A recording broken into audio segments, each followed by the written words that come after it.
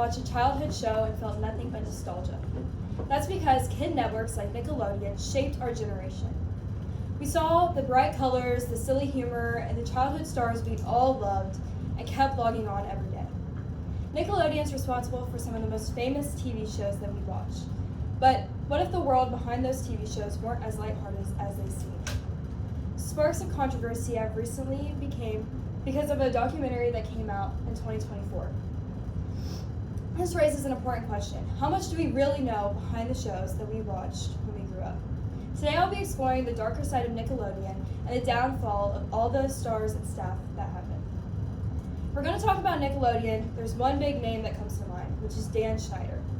Dan Schneider originally got his start on a TV show called Highest of the Class, and he started off as an actor. But his comedy became really popular, and the writers ended up asking him to write a few episodes. He decided that he wanted to go even bigger and started working for Nickelodeon. This is where he got a spot as a writer on the show All That. But we don't see his name pop up in the credits until his first big hit show, The Amanda Show. In fact, when you remember watching the intros to all your favorite shows, his name probably came up across every single one of your screens. There's Zoe 101, Drake and Josh, The Amanda Show, iCarly, and Victorious. And at the end of the credits, his name was the one you saw at the end. He not only created it, he produced, he directed, and he wrote all the episodes. The first show that he worked on was called The Amanda Show. This is what Nickelodeon tried to be like a childhood version of the sketch comedy show Saturday Night Live, and it worked. It starred young childhood star Amanda Bynes alongside Drake Bell and Josh Peck, who later went on to be in a show called Drake and Josh. Amanda Bynes and Dan Schneider both won multiple awards, like Kids' Choice Awards, Teen Choice Awards, and she became very famous. Later on, Drake Bell and Josh Peck were recognized by the producers that they worked really well together, so they got their own spin-off show called Drake and Josh. Drake and Josh became really popular because it not only favored young teenage girls, but young teenage boys really liked it as well.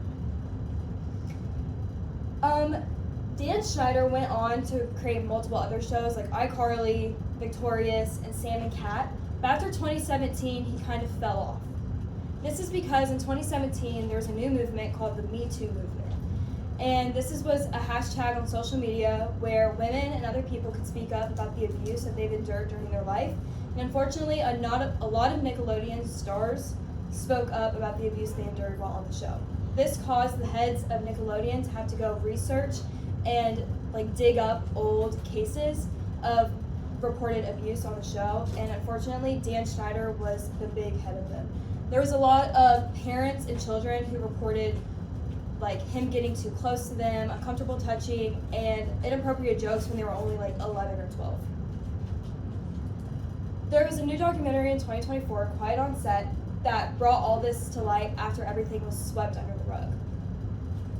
In fact, after this documentary was released, Dan Schneider came out and made a statement. And in an interview with former iCarly cast member featured on the Today Show in 2024, Dan Schneider responded to the documentary stating, "If I could go back, I would get it done in different ways. I'd just be nicer as often as possible and listen to more people on my team, and I would do everything that I could do to make sure that everyone had a good experience." But Quiet on Set didn't just say he was mean. Multiple parents and staff members and cast members came on the show and spoke out about what happened. The most popular bit from the documentary was Drake Bell coming out and exploring the abuse that he experienced. This is the first time that it had ever been brought up in the media, and it sent waves through social media.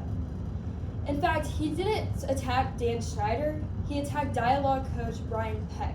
He actually said that Dan Schneider was there with him through it all. Brian Peck was the dialogue coach on The Amanda Show where Drake Bell started out, and everyone loved him. He worked on multiple other shows, Disney shows like The Sweet Life of Zack and Cody. He worked on movies. He worked on the X-Men at one point. He worked on many different projects, but he really favored the young stars at Nickelodeon, and Drake Bell was one of them. Drake Bell spoke out at one point and said that to producers that he was getting a little uncomfortable, but everyone ignored it. In fact, in the documentary, All That star Kyle Sullivan spoke out about Brian Peck and how weird his experiences were. In the 2024 Quiet on Set documentary, former All That star Kyle Sullivan stated, "I was invited over to Brian Peck's house with my co-stars from All That. His house was a bit odd. He had renovated his garage to be a huge Planet of the Apes shrine, and in the back corner of the garage was this tiny room.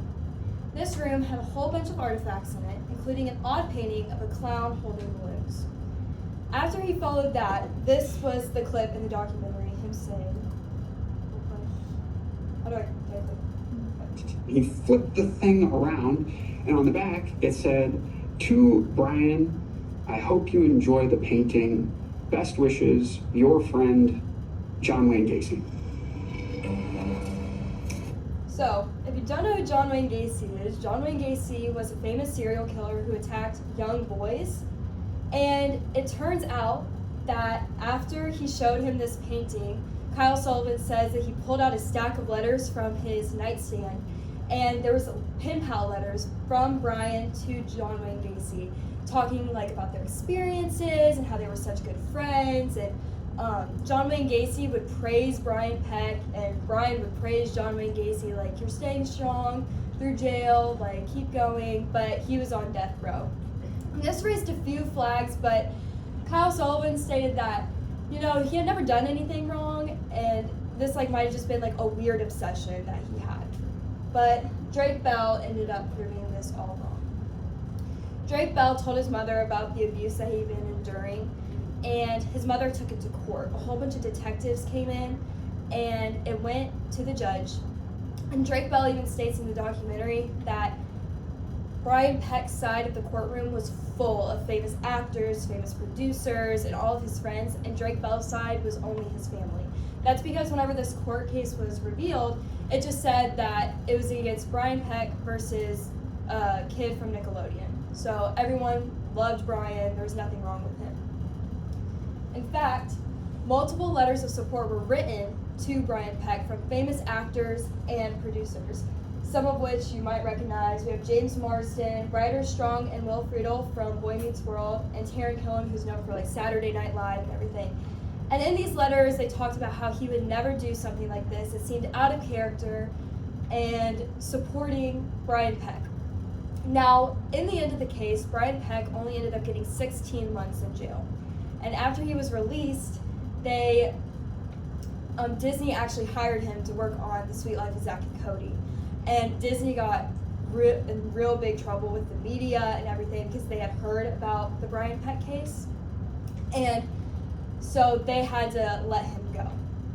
Now, this is sort of where the last account of abuse ends. But just next time you're watching your Nickelodeon shows, just think about what actually happened on set and that not everything was as it seems. Thank you.